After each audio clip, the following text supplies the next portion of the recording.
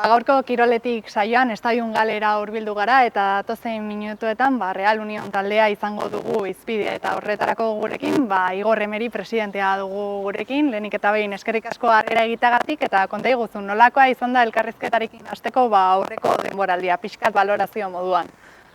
Mi esker lehenik eta behin, zuen bisietagatik, iaz ere hemen egotzieten eta dagoeneko urte bat pasada eta denboraldi oso intensoa izan da, intentsoa eta nik uste dute baita ona eta positiboa guretzako klubarentzat.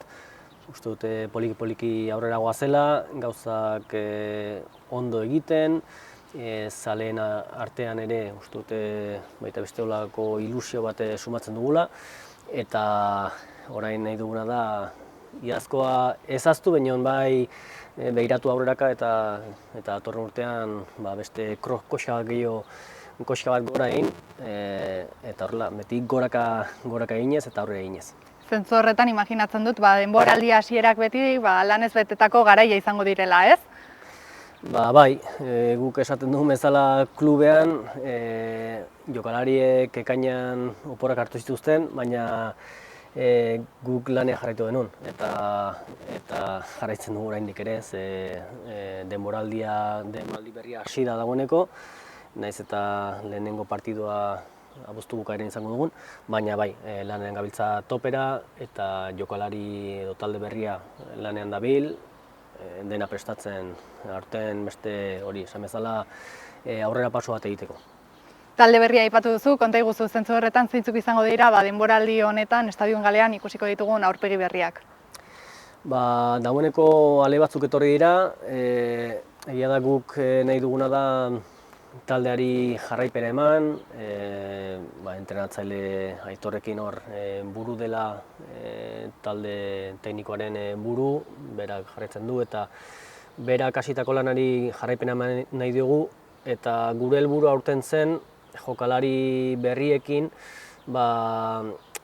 hobetu pixkat iaz ikusi genituen zailtasunak eta exigentzia maila hontan, maila berria izan da, maila berria da eta ikusi genuen genitula hor gauzak hobetzeko taldean jokalarien profilekin eta hor da saiatu era bilatzen hor profila horiek zeintzu diren, ondo aztertuta gure taldea nolakoa den eta ikusita baita nolakoa diren beste taldeak maila hontan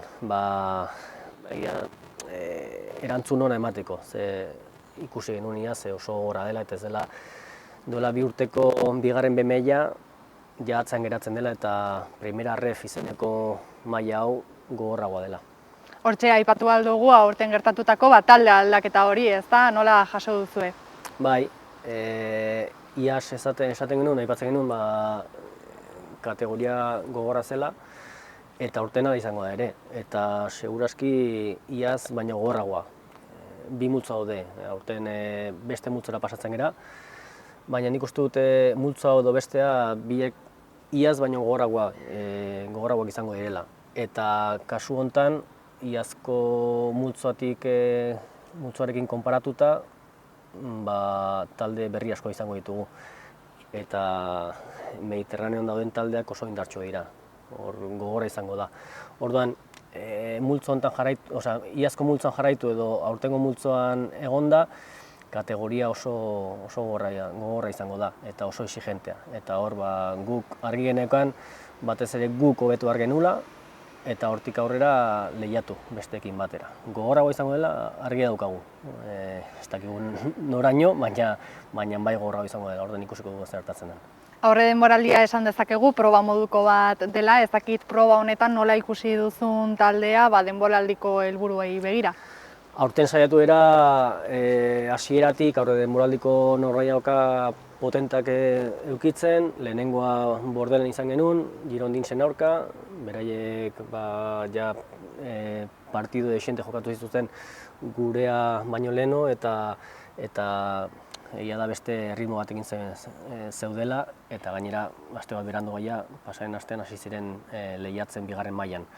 Gero Real Madrid Kastilaren aurka jokatu dugu, beste partido gogorra, exigentea guretzako, baina guk hori da nahi duguna, hasieratik berdin du aurre denboraldiko norgehiagoka izatea, baina gogorrak eta exigenteak izatea guretzako. Hola lan gehiago egin beharko dugu bai fisikoki, bai teknikoki, bai taktikoki, eta horrela hobetzen da. Orduan, gu pozik gaude holako norgehiagokak izaten, emaitzak alde batera utzita. Horixe da, jokalariek udaran oporrak hartzen dituzte, baina klubaren jarduna ez da eteten ikusi dugu, hala ere, hobekuntza lanak egin direla, ez bai hemen estadiumean eta instalakuntzetan oro har. Bai, iaz hasi ginen hemen ikusten duguna pixkat aldatzen, baina gero barrundik ere baditugu lan dexente abian.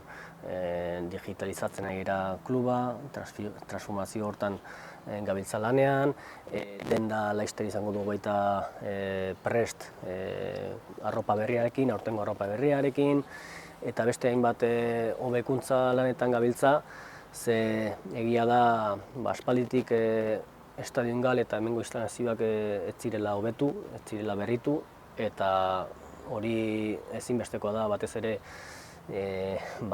gure zaletuak gustora etortzeko Estadion Galera gabiltza oraintxe bertan eserlekuen proiektuarekin aldatuko ditugu, gehiago jarriko ditugu, 4.000-ra iristeko.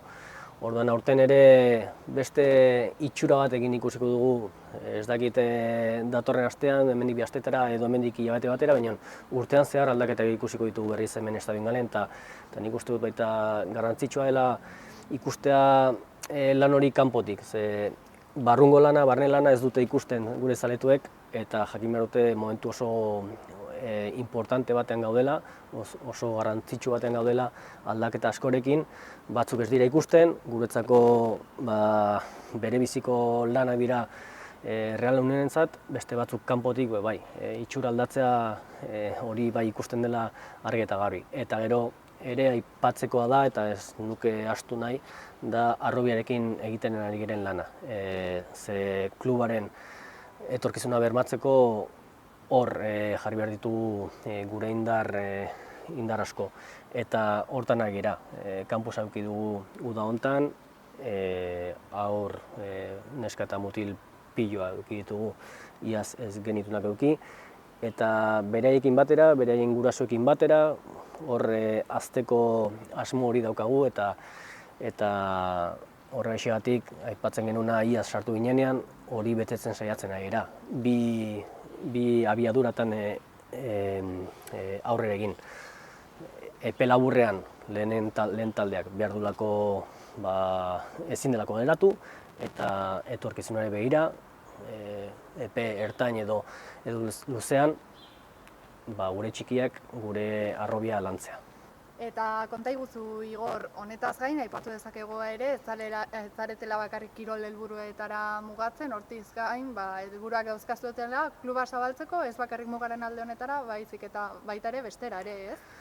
Bai, kiroletik abiatuta, eta gure kasuan futboletik abiatuta, harreman horiek sendotu lehendabizi Irunen, ze hemen baitugula klub dexente, futbolean, naiz Bidasoa edo Santiagotarrak, eta beste klub, kirol klub, eta bereekin harreman horiek sendotu, eta lantzen ari gerena ere da, iaz hasi ginen Hondarribirekin baita gauzak elkarrekin egiten, Berata eta Lesakarekin, beti Gazte eta gure txokoarekin ere, adibidez beraien atezainak onera etortzea entrenatzera gurekin, ez zituztelako atezainen entrenatzailerik, eta gero ere gure asmo hortan, zabaltzeko asmo horretan, Ipar Euskal Herrira ere mugitu gara, Baionarekin norgehiagokat egin genuen iaz, gure bigarren taldeak lagun arteko partidu bat jokatu zuen Abironekin, bilera batzuk izan ditu beraiekin, azkenean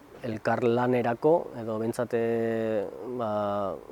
bide batzuk bilatzeko, Angelurekin, Miarritzekin, eta duela gutxi azkeneko izan da Eglantinsekin Hendaian, beraiekin harremanak azken urtetan ez ziren oso onak, eta azken bileran suertatu zen guk beraiei instalankuntzak uztea, entrenatzeko, eta egunotan hemen izan dira Eglantinseko jokalariak entrenatzen, eta uste dute gure asmoa zabaltzeko eta ez bakarrik hemen geratzeko eta harreman horiek sendotzeko asmo hori hasieratik geneukan, eta poliki ere hori indartzen jarraitu behar dugu, eta hortan gabiltza.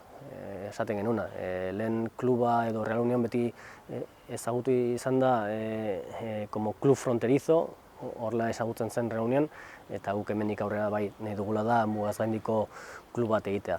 Zabaltzea eta jendeek